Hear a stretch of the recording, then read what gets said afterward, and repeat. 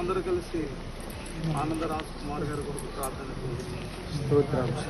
స్తోత్రములు గొప్ప దేవుడా, నీ వందనాలు ప్రభు. ఇదిగో తండ్రి ఆయన దేవా 99 గొర్రెలు ఉన్నప్పటికీ కూడా గొర్రెని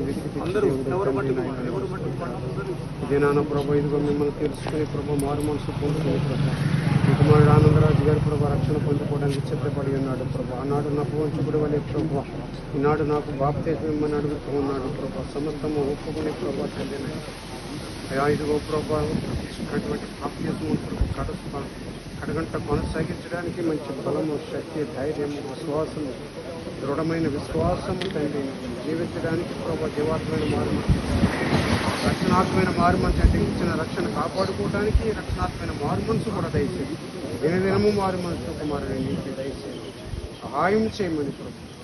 ఎందుకని జీవించిన యేసు అన్నాము తప్పటి వేడుకుంటున్నాము తండ్రి.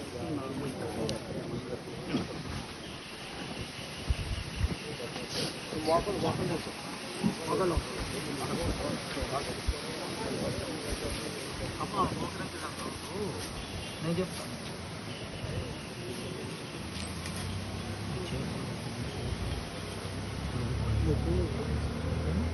మీరు పక్కన చెప్పండి.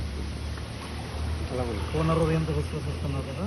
ఇచ్చిన సాక్ష్యాన్ని బట్టి దేవుడిని ఇచ్చినటువంటి తండ్రి యొక్కయు కుమారుని యొక్కయు పరిశుద్ధాత్మయు ఏకనామమైన యేసుక్రీస్తు నామములో నీకు బాప్తిస్మము ఇచ్చుచున్నాము.